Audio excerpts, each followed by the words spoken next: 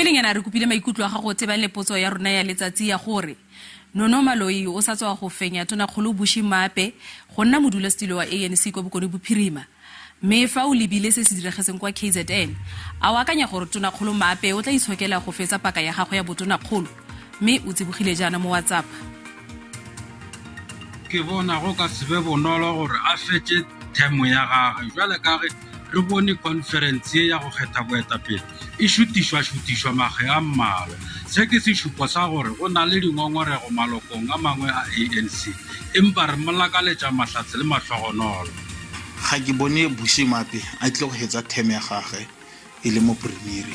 Se ke se buisiwa ke gore ke shebile dikgotlang tse di mo provinceng go se utlwaneng ga bone mo lekokong a tle go hetsa theme se se diragetseng go KZN se tle go diragala mo provinceng ya rona ya North West.